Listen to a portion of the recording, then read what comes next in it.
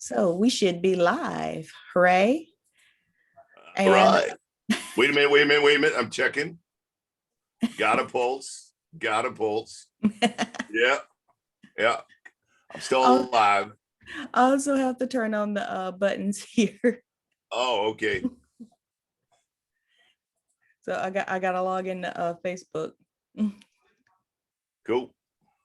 Okay, I just messed up. I clicked on make a new account instead of instead of logging in. Hey, folks, we're doing talk virtual and we're virtually trying to figure out how to talk. Yes. Live. I thought it Doing was it so live. neat to go to be omnipresent and yeah. Omnipresence, I thought it was really well. And then I found out that maybe every platform doesn't need the full video. Maybe some platforms will do just fine with clips. Okay.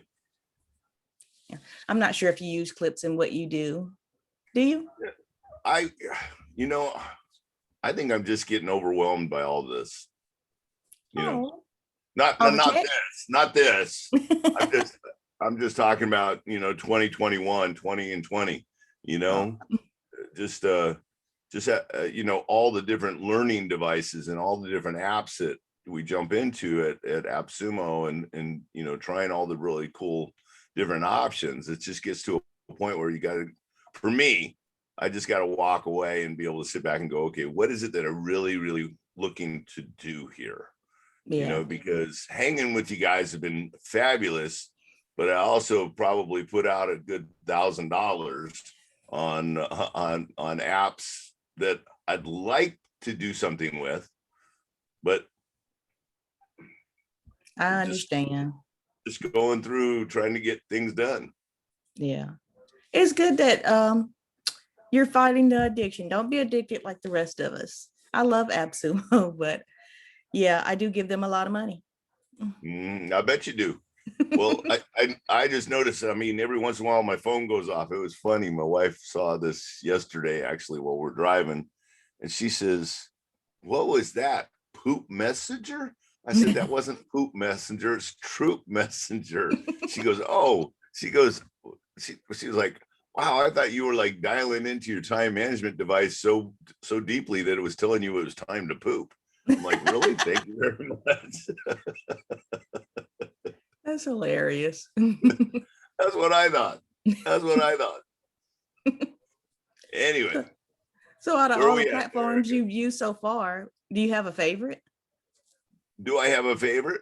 Are we starting? I think we've already been on. Okay. Well, hey, folks. Yeah. So what have I been on? I think I've been on quite a few different platforms. We started off, of course, um, Friday the 13th, 2020, March of 2020. And I immediately went out and purchased Zoom, because I would talk to my business coach. Being a business coach, I have a business coach. And so my business coach immediately connected me to some folks that could actually help me out with the pricing and get a really good price on the enterprise version of Zoom. And so I immediately purchased it. And then Zoom bombing happened, and not to me. I did not experience any of that, but I had heard the horror stories of city meetings being taken over by kind of malicious folks having fun with it. And so I do a lot of work in the public space, and in the public space I'm talking about state, local municipalities, federal work. And so a lot of our state departments said, we are happy to move into a virtual space, but we can't move in with Zoom. And with that, it was like, okay, what are we going to do? And it was, WebEx, it was go to training, go to meeting. I think we had almost 3 different platforms that we were working with. And so from time to time, a class would come along, and you had to learn the platform to be able to kind of figure out what we were going to do. And in some cases, we were very limited. With go to training, we couldn't put people into groups, couldn't put them into breakout sessions. Had to figure out how do you get people to talk to each other. So I would use things like having everybody use their cell phones and have them email each other and use, send pictures of what they were doing for each other. And I teach project management, I teach leadership, I teach communication. And so being in these kind of limited platforms, it was really, really difficult. But I can imagine how frustrating that would make me, but I like how adaptable you were to say, hey, use your phones. Right. Like Well, that. I mean, that was the whole thing you had to figure out. It's like, okay, one, I as an instructor, I don't like being the lecturing instructor. I'm sure you guys have all attended some type of training where the person is just lecturing on and on and on and on and on. And I'm not that guy. Normally, I'm not that guy. And no, I do like to talk. Of course, you know that already, Erica, about me. But I mean, I'm not that guy that likes to keep on lecturing through the class. In fact, I have this personal motto that I tell myself that if I'm talking, they ain't learning. And so I want them to talk amongst themselves. I want them to explore the material on their own. And if I'm always doing all the talking, then I know that they're not able to do that. Well, this last year, I've had to fall back on more lecture versus guided discussion, because I've noticed that, some people don't get on the camera. Some folks, will respond through chat. Some people will respond. And another tool that I've found recently is Jamboard, which is a Google tool, which is really kind of nice because it doesn't cost anything and everybody has access to it. So it becomes a very, very nice tool. So I can do whiteboarding where everybody else can actually do sticky notes with me, and that's been a huge component. And when people jump onto the Jamboard, they're like an anonymous animal. So no one knows who's writing what, which is kind of cool. So anonymous tiger, an anonymous aardvark, all kinds of fun kind of names. But, the piece about that is that finally we're getting to a place where we're getting back to some interactivity. It's going back to less and less lecturing. Now, what I have learned is what I would normally do on a typical full 8-hour day, you got to change it up a little bit because it takes a little bit more time to put them into breakout sessions. Yeah. And it takes a little bit more time for outbrief. And you got to be okay with everybody, or at least one person from each group, sharing. Because if you don't do that, it's kind of like, well, why did you put me in this group?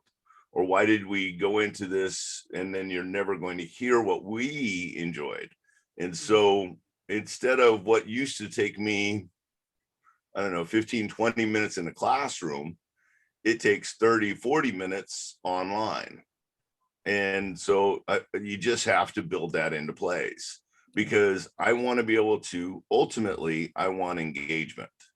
I was just about to say that the breakout rooms and the Jamboard, those all seem like fun engagement tactics for, what do you call it, facilitation? Absolutely. Well, it could be facilitation, it could be exploration, it could be, folks self-discovering, because ultimately what I want to be able to do is I want to facilitate a conversation where people come in and then they leave differently. With, maybe as I like to say, a little bit contaminated, but understand. Because we just got in here and we started talking, or we continued talking while we were I was making us go live on these 8 platforms I've set up, but I don't remember introducing you or you introducing yourself. So let's do that before we go any further. Hi, folks. Hello. Hello, hello. So I met Michael through a mutual friend of ours, Thomas, and a mastermind group. Thomas is a trainer. He's very knowledgeable. He had an in-person training. He went online, and he's used a bunch of different platforms, and he's still teaching to this day. Right. So Michael, go ahead and introduce yourself further. Well, cool. Yes, Thomas was actually my very first business coach, a business client, as me being a business coach. My first time stepping into business coaching, Thomas was willing to take a bet on me. We ended up coaching, I think, for almost 5 years together. He was doing a lot of underground water and underground storage tanks, and making sure that those kind of pieces were put into place. And what I've discovered, it's been 15, 16 years since I started coaching. But before I was a coach, I was a training guy. That's what in Sacramento, I'm known as DA training guy, training guy. And so that's kind of what I go by, because back in December 1981, so a long, long time ago, a galaxy far, far away, I was in the Air Force as a cop, and they said, hey, probably not a good idea for you to carry a gun. And I said, great, what can I do? And they said, how would you like to work work for a commander and tell everybody else what to do? I'm like, sweet. There's a job like that in the Air Force? And they're like, yeah, it's called the training career field. I'm like, sweet, send me to the training career field. I want to do that. I was 20 years old. And so I went off to tech school. I came back as a training professional. And when I arrived at the Air Force Base of March Air Force Base back in now it's 82, they had a brand new aircraft sitting on the flight line called a KC-10. So they sent me down to an aircraft maintenance unit to be the training manager for, and I didn't know what to do. I just got back from school, so I opened up my school books and I just kind of followed the directions. I believe in having a systematic process. If you have a systematic process, you can apply it to anything. And so I ended up applying it to the hydraulic shop, to the environmental shop, to the tire shop, to the phase dock, to the fabrication branch. I'm going through all the different branches of the field maintenance squadron, of 22nd Field Maintenance Squadron at March Air Force Base. And little did I know, about 3 years later, I had higher headquarters come down and do an inspection, and they were blown away. All I did was follow the systematic process that I got out of my school books. And and they basically were blown away. They said, this is the best training program they'd ever seen. And so at 24 years old, they asked me to be a training advisor. So I got to travel all over the Air Force. There's 100 of us, there was about 115 of us worldwide that would actually, fly around, teach people about the Air Force's training program. So I got to go out into the outbacks of Australia and into a place called Woomera, and actually got to train the Royal Australian Air Force on the Air Force's training program. I got to live in Tokyo, Japan for 4 years.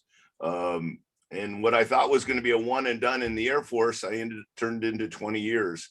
And and as of yesterday, I turned 60. So if I was 20 when I first got into training, now you know how long I've been in the training business, an entire generation. You must really like what you do if you've been doing it for that long. I do.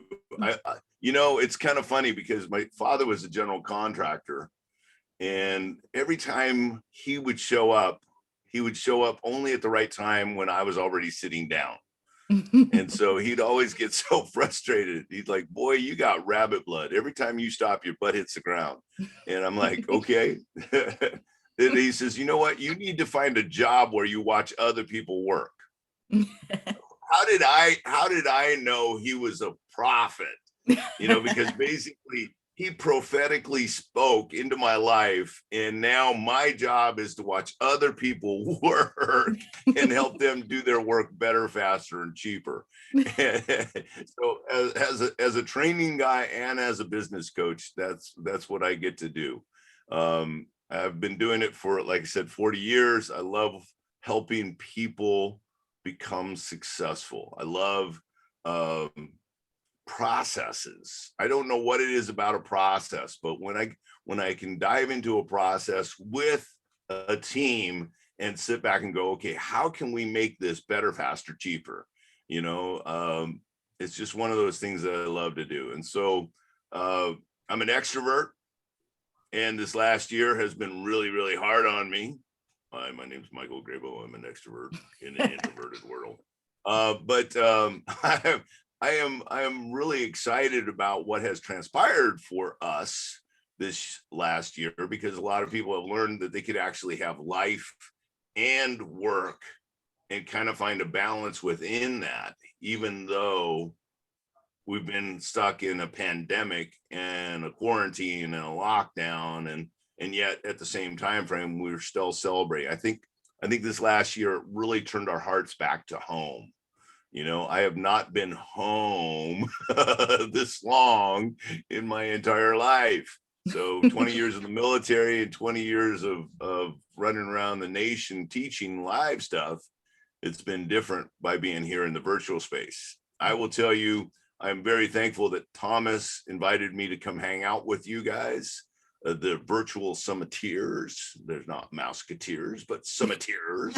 and I like what you guys got going on there, because now I will tell you, I am not a programmer. I don't, I'm a user of programs, and that's about all I want to do. I don't want to evaluate programs. I don't want to assess programs. I just want to know what programs work. I want to do it once and then know it's done. Now I don't know if that's real egotistical, but I got to tell you, this last year has been a year of being agile, flexible, mendable, bendable, and resilient at the same time frame. That's one of my favorite things about you. At 59 years old, you learned about, what was it, 4 or 5 new programs? Oh yeah, within a year. And some people are like, I would say it's well over 6 to 10 different programs that we worked with. Especially now with the AppSumo pieces.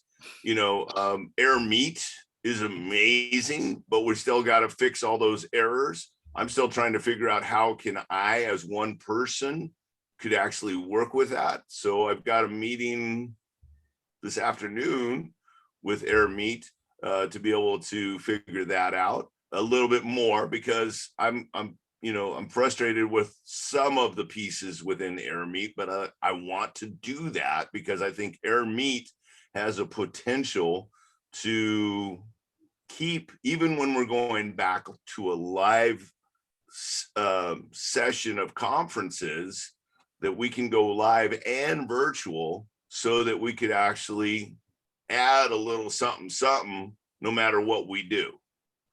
So what I've learned this last year shouldn't just stop when we all go back to live.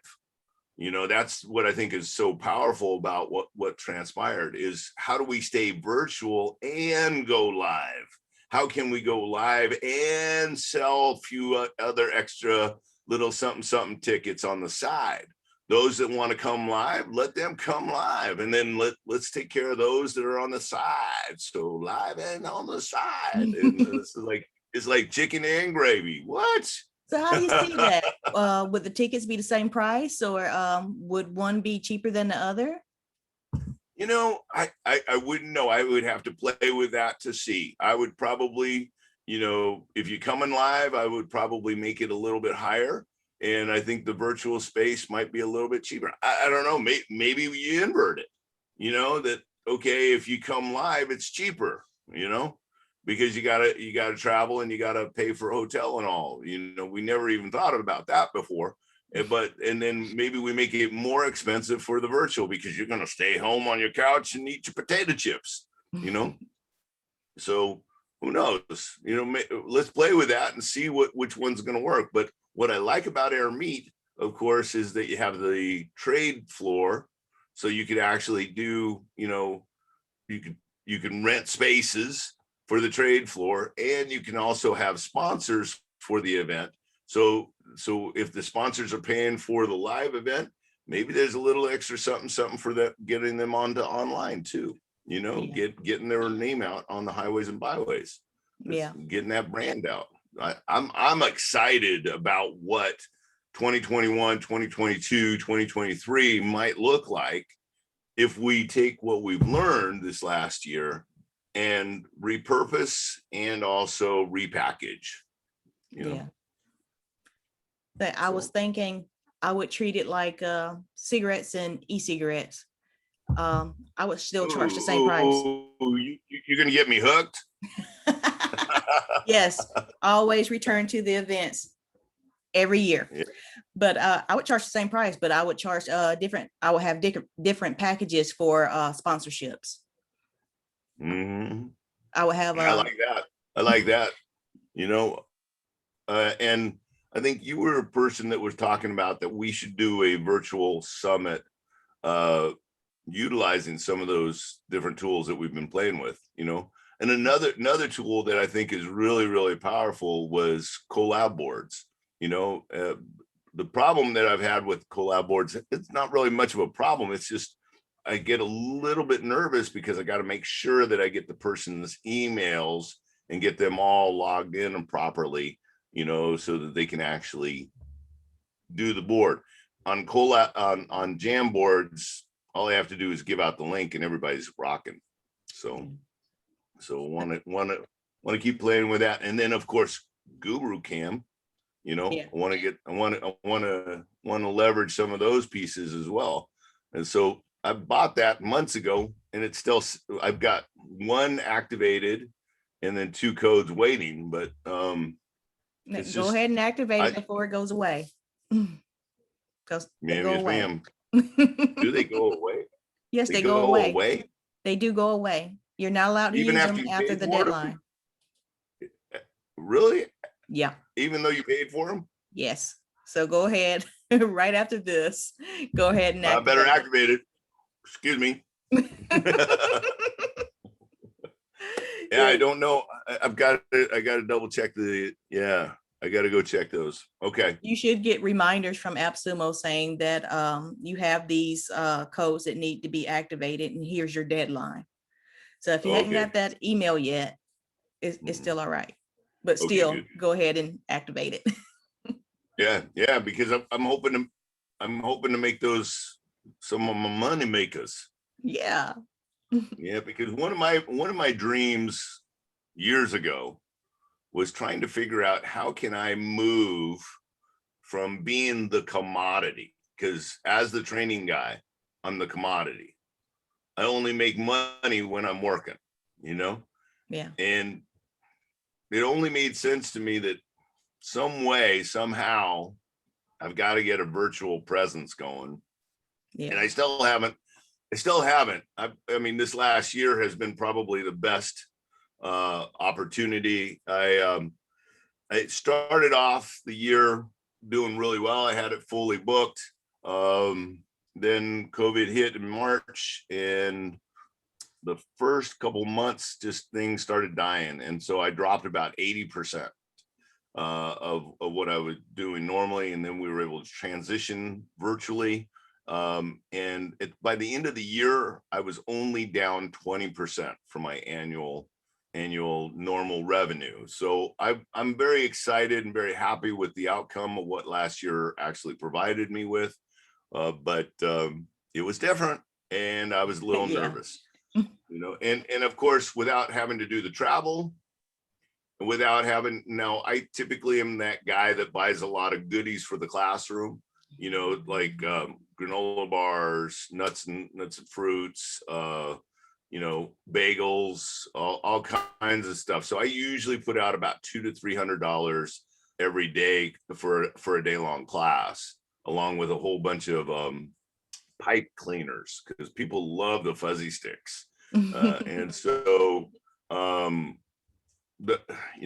have a complete huge suitcase of toys, classroom toys that I usually carry. Well, I used to carry with me until I found out that people love the fuzzy sticks more than anything else, and that was easy. And so I just You gotta get you bought some fuzzy wow boxes or some swag boxes. People still want that stuff. swag boxes. What do you mean by Yeah. that? So you get a box, a small box, because mailing stuff can get expensive, but you put that into your ticket price. You put the stuff in there that you like those pipe cleaners or even a mug, and you send it to them.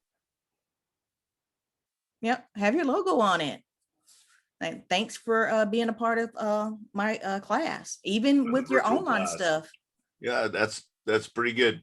Now, only thing I do get from my clients right now is emails, their email account. So I don't know.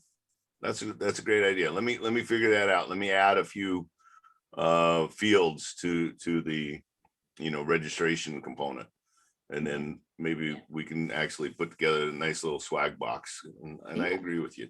Do you have a favorite printer? Do I have a favorite what? Printer. Like a local printer where you live?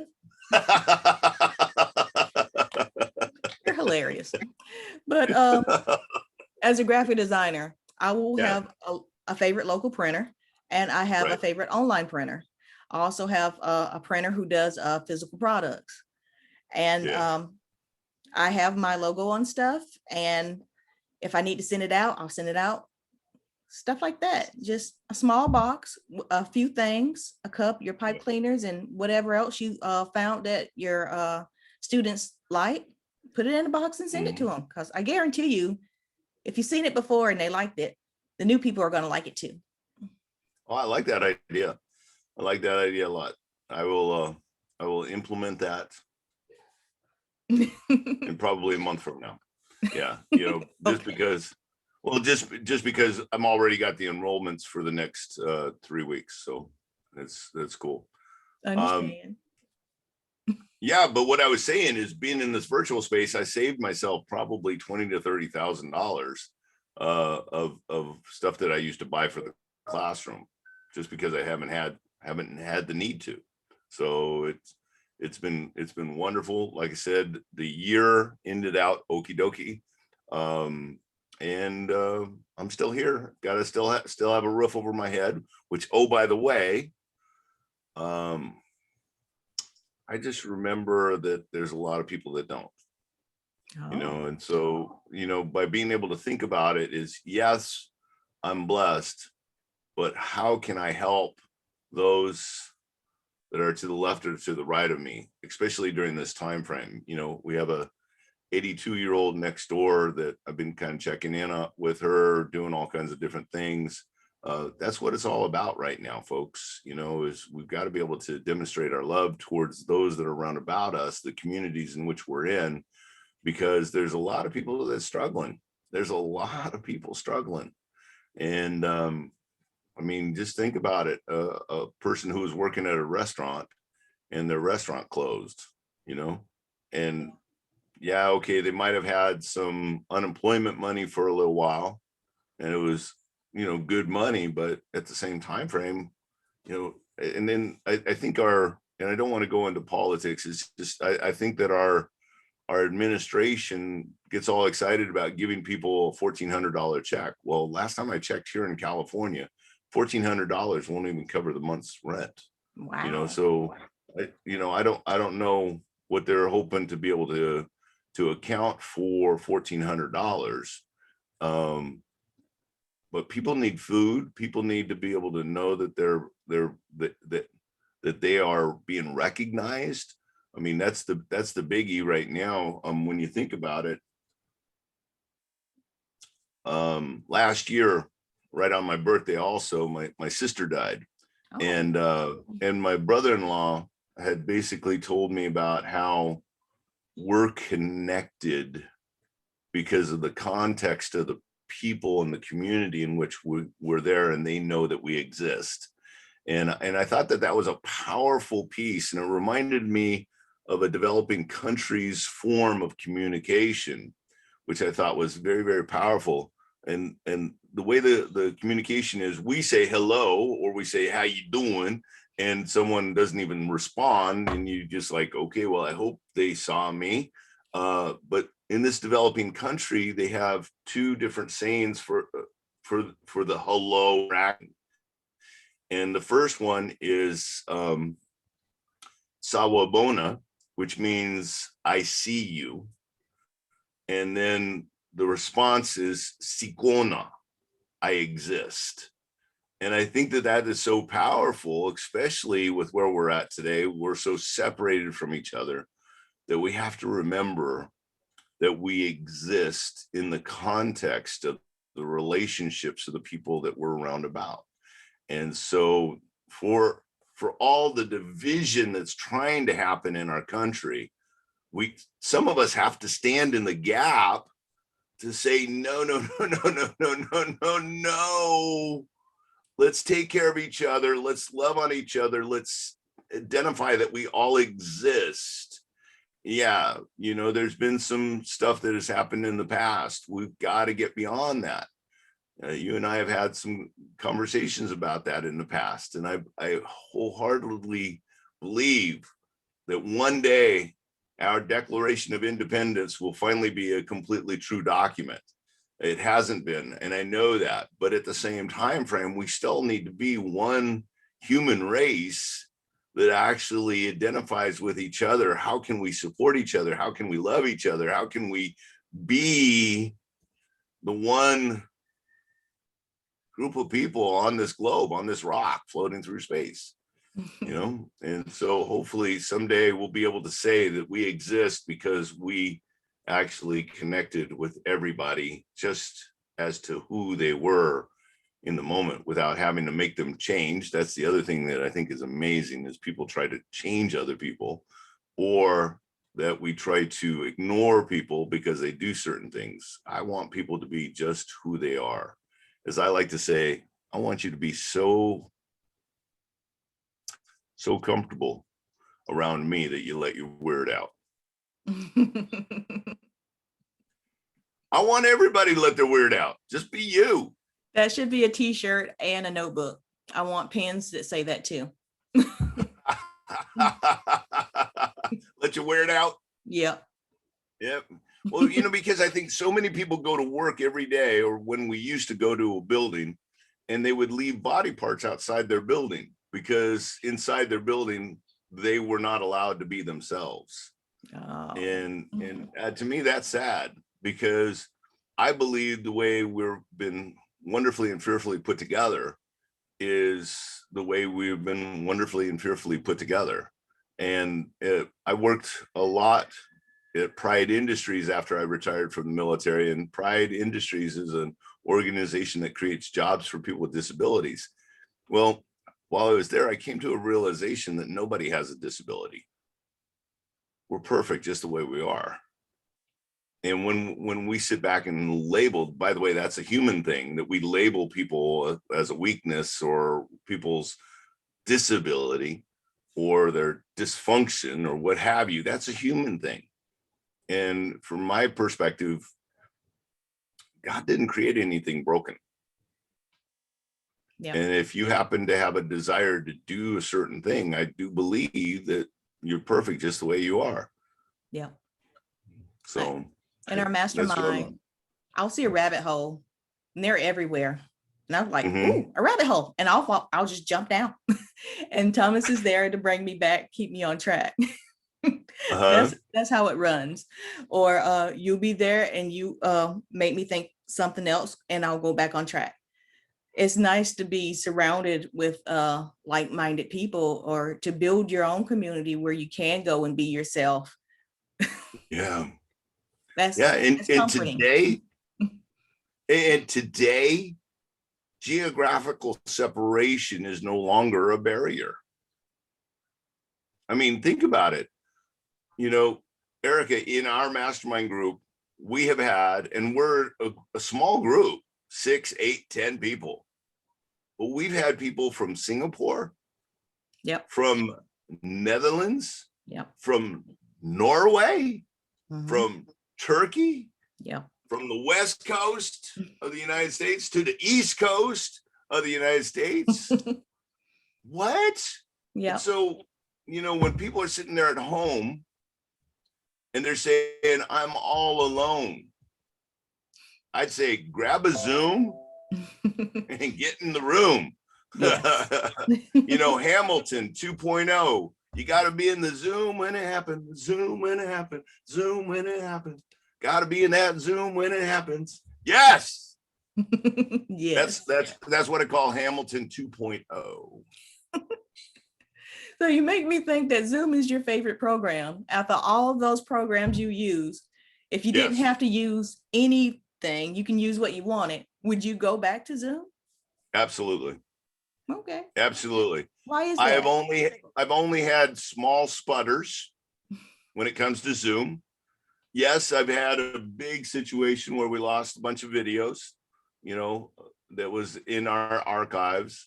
And That would hurt my feelings. that was harsh. But at the same time frame, I'm learning Teams, and I know Teams is, do I dare say, trying to copy Zoom? But oh, I'm sorry, that was a little something in my throat. But I will tell you, I like Teams. I like being able to set the teams up where you're sitting in the auditorium and you look like you can actually give each other high fives and stuff. I don't know if you've seen that set up yet. Yeah. But yeah, so that's kind of fun. But I really, really appreciate how Zoom has put their stuff together. Imagine being a software developer, and overnight you go from 200,000 accounts to 200 million accounts. I mean, yeah, purple cloud, seriously, when you think about that, it's like, wait a minute, that's huge. And okay, they had some security issues.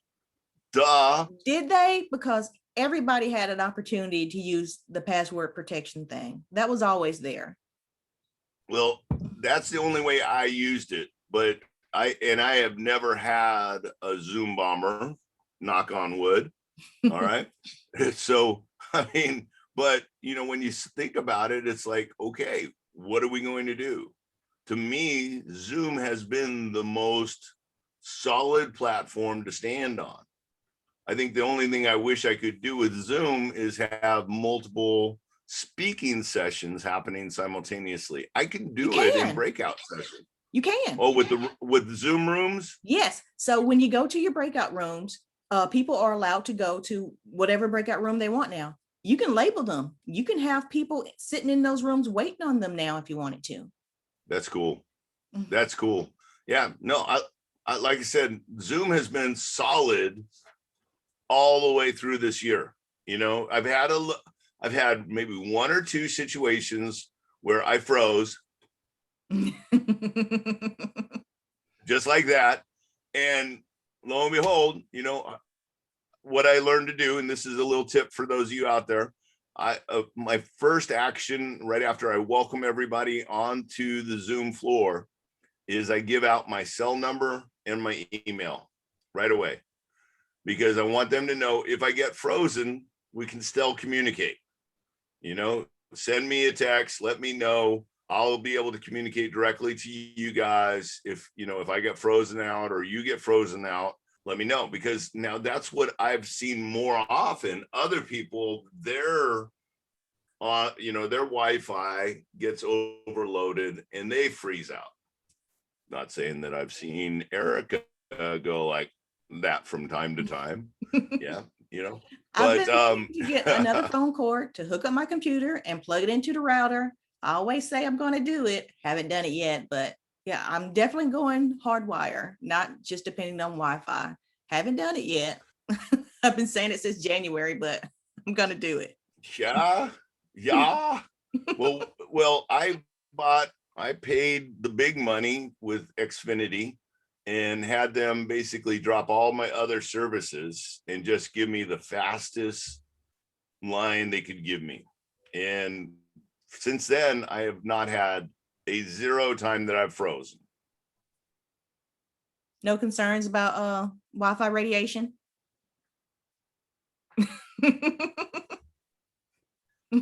If that's the case, I am already fried.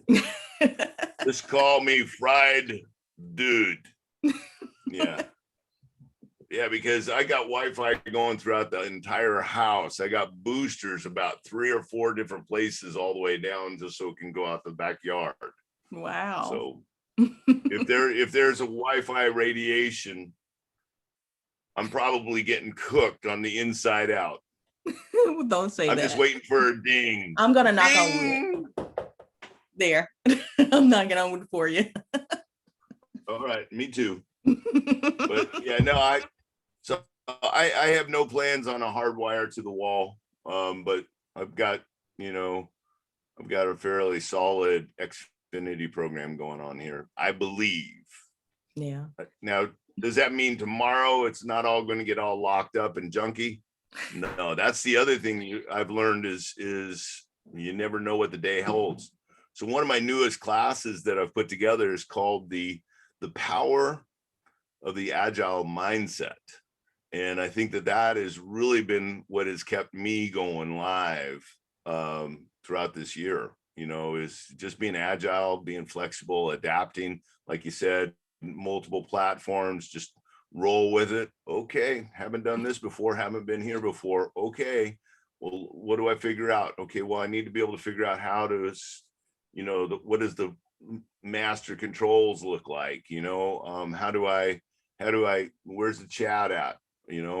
I like to have people raise their hands when they come back from break, just so that even if they don't come onto the camera, I can at least know they're back in the room. No. I'm going to assume positive intent. What's that? I raised my hand. Okay, there you go. Perfect. Yeah. So, I mean, but that's what I like to do when everybody gets back from break, raise your hand, and then that way I watch in the participant list. And as the hands come up, I just wait until everybody's showing me their hands. I know that sounds like, almost elementary school in a sense, but I'm supposed to be being paid because the people who are attending. And so I want to make sure that they're there, they're there. That's smart. And so, yeah. And I know in the back of, I don't know, when I'm doing this, I think that a lot of people, especially since I do day-long sessions, I've done 3 day-long sessions, so full 8 hours a day for 3 days, so that's my project management course. I also do a coaching class that lasts 2.5 days. And so, I know that somewhere along the line, I've become radio noise in the background for people doing their work. The other day, my wife asked me, how's the class going? And this was when I was still using Go to Training. And because very few people would come on the screen, because the screen would only allow up to 5 or 6 people anyway. With Go to Training, it wouldn't allow the whole 30 people to be in the room, to be on the camera. Yeah. And so when I came out of my office here, my wife says, so how's class going? I went, well, in my mind, it is awesome. It is absolutely cutting edge. People are loving it. But for real, I have no idea. But what I learned from that also is I can't be distracted by the person who chooses to put me on background noise, that just blocks. Okay, let him ramble, let him do what he's doing. Because every once in a while I'll send people off to their small groups, and it takes a while for 3 or 4 people to catch up. And I know, okay, you were the one that was doing you were doing your other work instead of actually being in class, because now you're having to scurry along and catch up. But I just absolutely have to lean into the idea of only work off of positive intent. Yeah. You know, that everybody's wanting to be here. Everybody's desiring to learn this conversation. Everybody's trying to learn the material, and they're here. They're engaged, and that's what I have to lean into. Because if I mentally saw everybody doing this, I would sit back and go, "Why am I talking?" I would stop. Yeah. I would stop. You know, if that's what I saw in my head, I'm seeing this. This is what I'm seeing from everybody, even if there's not a camera on. You know, because otherwise it's not any kind of purpose. And my purpose is really to make life easier for others. You got to work on your intention to have a good presentation, a good training. I understand that. Absolutely. I have a feeling that. Go ahead. I have a feeling that people are really going to look forward to you having your courses on a mobile app, especially the people who use it for background noise, because I use stuff like that when I go walking or if I'm folding clothes. So it's nice to have. And I think it's reinforcing. Right. Well, I mean, I listen to audiobooks all the time, and being a person with dyslexia, what I've found helps me the most for my retention is actually reading the paper book, but having the audio with the author going at the same time frame. Because I have that book. That way, my comprehension jumps probably tenfold by hearing it instead of just reading it through my head. And so while I'm listening to the author and his inflection or her inflection, I'm drawing and I'm writing little notes all the way through. I tear books up. I don't give them out anymore. That's why I have a whole shelf of them. One I'm going through right now is Atomic Habits with James Clear. That's been fabulous. He talks about this concept of habit stacking. It's just easy stuff. And also being able to take the time to identify what are your habits. I mean, have you ever taken the time to think about how you put your shoes on every morning? I kind of have, because I was learning the difference between subconscious and unconscious. And they were telling me that if you put your shoes on left foot first, it's because a right-handed person put them on for you when you were little and you just kept it up. Like a memory that you can't reach, you just do. And the subconscious is where you keep your habits. It's just below the surface. If you meditate, you can reach it, you can touch it, and you could probably bring it up again. Yep. That's so powerful. I mean, but you know, it wasn't just James Clear. I heard this years ago, and someone challenged me to get present to how I put my shoes on. And I went, what? And then I realized, wow, I put one sock on, I put one shoe on, I put one sock on, I put one shoe on. Well, that's kind of crazy. Okay, then when I went and put both socks on, I went, okay, now I got to go back to that other foot and put the shoe on. So, I mean, but it's funny because that's how, like you said, that's how we've got it. And it might have started. I hadn't heard that other point. I think that was powerful. What you just put down is that we probably learned it. And I'm a left foot person, you know, for what I put my shoe on. And it took me a while for me to figure it out. I'm like, no, I don't put my shoes on the same way every day. No. And then lo and behold, I was like, dang it, left goes first. So it might have been because someone was right-handed, and I know my mom and my dad both were right-handed. And so it was very possible that they squatted down in front of me and put my shoe on when I was a kid. And from there, it became natural to start with my left foot and then my right foot. But that's just one small piece. If we can get present to all the different things we do, and then start to identify what do we want to do and associate those with those different actions, you can actually stack in more habits with the habits that you already have. But you have to first identify what habits you currently have to be able to stack other habits in between. And then Yeah. to use those as trigger points or cue points to be able to get us to move on to the next piece. And then the reward. What is the reward of that habit?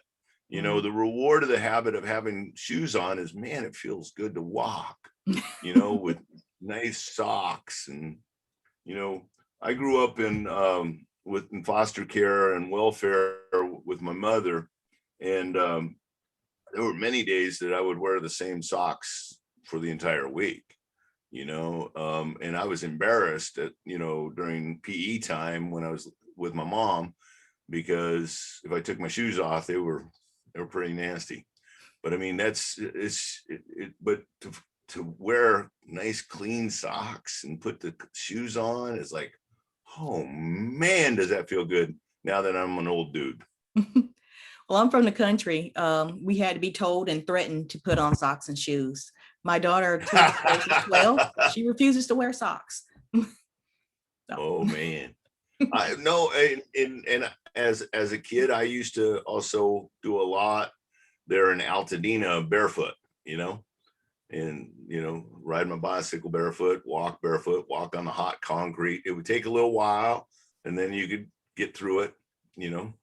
And I used to be, now my feet are way too sensitive, but I mean, I used to be able to stand on blacktop during the summertime in Southern California and not even feel the burn, you know. Flintstone feet. So it's kind of, what's that? Flintstone feet. That's what my brother would call it. Flintstone feet, yabba dabba doo. Yep. Yeah, exactly. So, I mean, seriously though, what I've learned over this last year is be adaptable. Don't think that you got all the answers, because the moment you think you got all the answers is the moment you're going to have problems.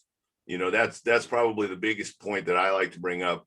When we get into a fixed mindset, thinking that we can never learn, that all we have left is just to dry up and go away, we miss out on the next possibility. And the next possibility is just what's available to you if you're willing to look through it. One of the things that I challenged myself to do from January until my birthday yesterday was to walk 500 miles in the state of California within 40 days, to limit myself to 40 days of walking. And I finished them yesterday, got it all done.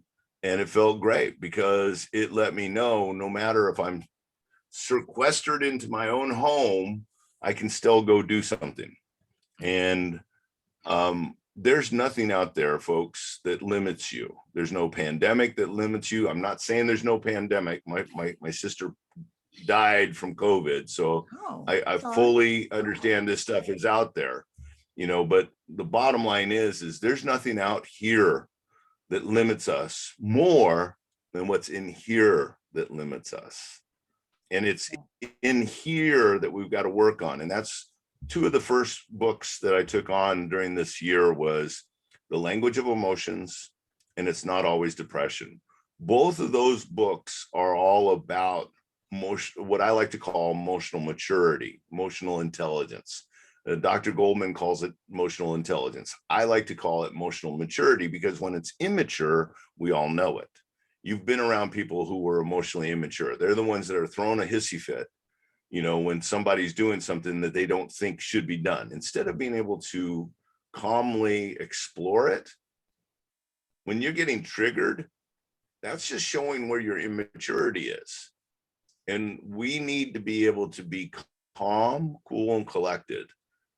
And we need to be able to know what's going on in our body, because the emotions that are triggered up here with our amygdala and the chemicals that are kicked off, it's actually communicated not up here, but it might be a pain or a pressure or a sense or a feeling.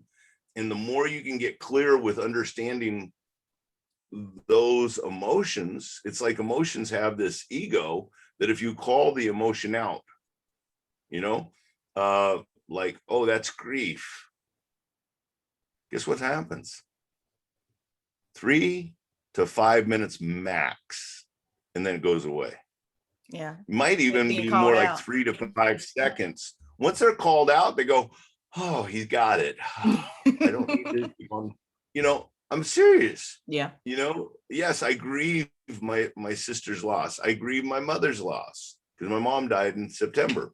But and I've had some mentors pass away this year. I've had close friends. Another friend of mine in our local chapter here of the Non-Commissioned Officers Association passed of COVID as well. And you know, it's just one of those crazy times where you sit back and you go, okay, well, what are you feeling? And for a lot of us, what we learned as children is we learned to stuff it. Just stuff it, just stuff it. And we keep on stuffing it. And then we don't understand when it blows up. Because it's actually all we're doing is putting it in there, and the emotion wants to get identified. Hey, this is anger, this is grief, this is sadness, this is joy, this is excitement, this is, you know, I want to communicate with you. And so instead of trying to stuff it, identify the language of emotions. So Carla McLean talked about the language of emotions, that some emotions are like water, some emotions are like air, some emotions are like fire, some are like earth. So using those 4 elements, she explains 4 different groupings of emotions, and it was very, very powerful. And then Hillary Jacobs Hindle, in her book It's Not Always Depression, gave me a really intuitive tool called the change triangle, and it's an inverted triangle, and on this first corner of the triangle, it's our defenses, because we're trying to stuff it. And so defenses are like things like alcohol, humor, ignoring, you know, anger, you know, the things we do to make sure that we don't feel. And then if we get past the defenses, we'll have some inhibitory emotions like shame, guilt, and shame, guilt, and got it right here. Anxiety, that's what it was. Okay. So anxiety, shame, and guilt. And then underneath, our core emotions are fear, anger, sadness, disgust, joy, excitement, sexual excitement. Those are what she identifies as core emotions. However, I've also heard that there are like 500 and 600 different types of emotions that are shaded into each other. But what is funny is once we identify the core emotion we're feeling, as Hillary would say, is that we can actually get into what she calls our open-hearted state of our authentic self. And she calls it the 7 C's, which are calm, curious, connected, compassionate, confident, courageous, and clear. And I've got to tell you, that little triangle, the change triangle, and you can Google that and get it online, is just so powerful, you know, because it's intuitive. And what I've learned is when I'm starting to feel it bubble up, instead of me trying to suppress it in the middle of a conversation, I go, oh, I'm feeling anxious. I'm getting a little frustrated. Okay, wait a minute. There's some fear here coming up. Okay, once I'm able to identify that, I can stay in that calm, cool, connected spot, which is what I want. I want to stay connected to my wife. I want to stay connected to whoever I'm communicating with. And it's been just very, very powerful. Those were the first 2 books that I jumped into. Actually, there was a couple other books that I jumped into during that time frame as well, which is Waking Up White and White Fragility, just because of what's going on in our world. And so Waking Up White really didn't speak to me because I grew up in a racially diverse neighborhood as a child. And the author of that book grew up in nothing but white. And so that didn't really speak to me, but white fragility kind of nailed me on a couple of things that I needed to work on being able to understand. And now, again, as I stated earlier, I believe we're all perfect just the way we are. And we need to be able to connect and love each other just as we are, you know, and be real and be transparent. And yes, today people are trying to remove words from our vocabulary, but at the same time frame, we need to be able to have conversations that are like, here's where I'm at, here's where I'm confused, here's where I need some help, here's what I don't understand, because that's how we reason together and learn. Yeah. But there have been times now when people start to do probably some very incorrect words that they get so censured that they get removed from their jobs. I think it's like, okay, well, that's a good example of what not to do, but how do we explore it without causing fires? You know, can we actually get to a place where we have that? So those 4 books were the first 4 books that I dove into when we got locked down. And then from there, I've dove into Green Lights. I highly recommend that. Also, the High Performance Habits with Brandon Michard. I've gone through You Can't Hurt Me with David Goggins, amazing Navy SEAL. And also a lot of work with Conversations Worth Having, and now this Atomic Habits. So highly recommend all those different pieces. Folks, I just want you to be hungry. I want you to be hungry. Yes. You know, hungry. Our last talk virtual episode was with Stacy. I can't say her last name, but one right before this one, she talked a lot about when it's okay to ask for help. And I see that you get your help from books. And I wanted people to know that everybody doesn't have to ask another person for help. You can find a form of help through books and audiobooks, stuff like that. Well, a lot of these books get recommended to me from friends. So I have a little habit that I put into place. When I hear a title of a book 3 times from 3 different sources, I want to go get it. And the Atomic Habits was the last time. I think I've heard it from 5 different sources right now that I really dove onto it. But yeah, so basically when I get that, I overcome my challenge, if you will, with buying the paper book and getting the audio book. And but Erica, I still learn best by speaking it out and bouncing it back and forth. As scripture says, iron sharpening iron. You know, I think it's important for us to have that space where sparks start to fly, but nobody gets hurt. That we actually get to know and learn from each other. One, first and foremost, because we start from a space of respecting each other. You know, a little Aretha, you know, REFP. Whoa, that's what I need. Yeah, you know, but I don't need it. I enjoy it, but I want to give it. Now, I also understand, and this is something that I think we all need to understand, is every one of us walk around with our own bag of culture, you know, and we open it up. And in there is all the interactions we've had with all people. And we make this assumption, big assumption, that my bag of culture is identical to your bag of culture. Yeah, just by that look alone, you should know. The one thing I've come to a realization is every one of us walk around with our bag of culture, and none of us have the same bag of culture. Things like what we've said for eons. Well, that's just common sense.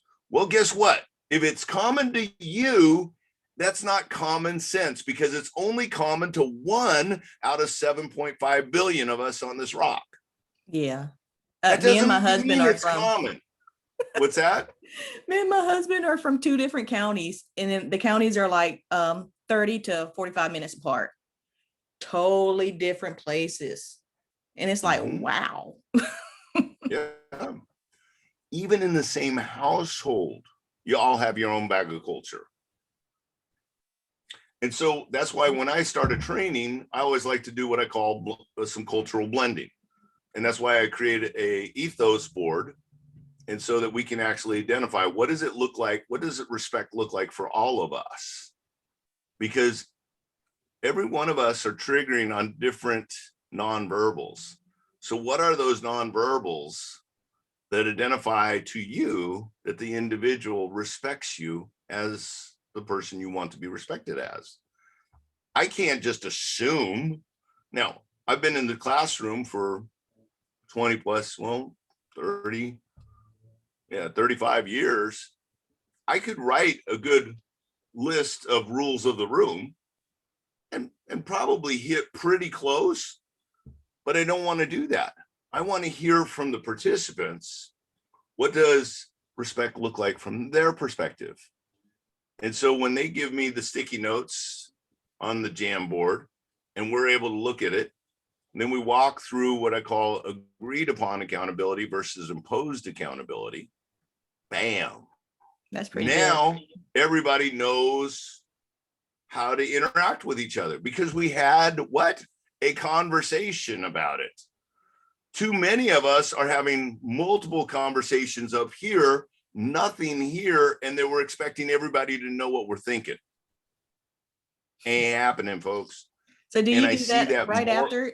I'm sorry. Do you do that right after you give your name and phone number? You ask for the rules of the room? We start that very closely. I do a little introduction, and then I say, okay, folks, we're going to build our ethos. After I have them put down in the chat box, who are they, what are they doing, what do they want to get out of the class? That's my one quick way of being able to go through that introduction piece. I'll do a quick verbal introduction, then have everybody introduce themselves in the chat box. And then I read that off as they're popping it in. I'll try to read as quickly as I can, but I stumble and befumble from time to time. But we get that out there, and then we go with our ethos. And the ethos is really getting the team, and then using the Jamboard or collab board to have people come out and put the sticky notes on the board. And then we go, okay, folks, all these are requests. Open conversation to reach agreement. Can we agree that this is going to be the rules of this virtual room? Yes, no. If not, if you have a question, please bring up the question. Well, it says we're not supposed to be on our cell phone all day. Well, I've got to watch you from my cell phone. Well, yeah, okay, all right, but that means you can't really go somewhere else, but okay, well, just wanted to ask. Okay, great. And then we get into, if we got agreement, the third step to agreed upon accountability is create a commitment with how much and by when.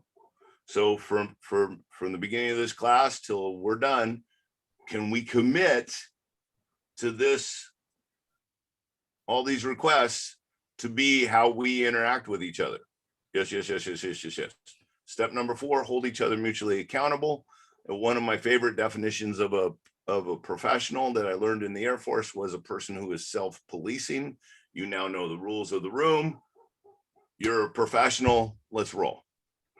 Now, it takes some time to do that, but I will tell you, it eliminates the breakdowns that we used to have in the classroom before we used to do that, or before I used to do that. Okay, that sounds pretty good. Sounds pretty useful. Well, Cool. We got to wrap up. So can you tell people Please do. where, would you tell people where they can reach you at? Absolutely. Well, first off, my name's Michael Grabow, right there on the screen. And you can reach me at michaelgrabow.com. Okay. And just to make it really easy, it's Michael at michaelgrabow.com is my email. And my cell number, I'm happy to give it out to you guys if you want to use it and abuse it. There's no PIN codes that I will be giving out to you today, but 916-541-9161.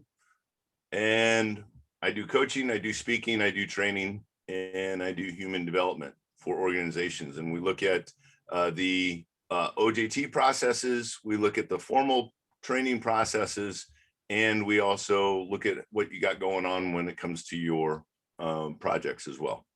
So Do you have any I've been trainings doing it coming for a up little bit soon? of time. I'm sorry, you go ahead. Yes. Yeah, no. I got the DMV next week for Conversations Worth Having. I've got a couple counties that we're doing coaching within the workplace. And then I have, after that, I've got another strategic planning session with a couple of organizations, but I am literally booked until I leave for Kauai. So we're going to go off for a couple of weeks, hopefully making it to Kauai. I finished my second vaccination as of Monday, so I should have all my cards in the right place. Anyway. And like I said, michaelgrabow.com. My old website that I'm still working on changing is the Essential Link. That's what my organization is called. Why? Because the essential link between learning is what did people know from the past to take them into what they don't know into the future. So the link in between is that learning space. And so that's what the Essential Link is all about. Thank you so much, Erica, for this time to be with you. You're amazing. I really appreciate with who you are and how you show up each and every time for our mastermind. And I got to tell you, you're a gem. I really appreciate hanging out with you. Thank you very much for being who you are. And I always learn from you, and I appreciate you being on the show today. Thank you. Well, thank you for the opportunity, and God bless you.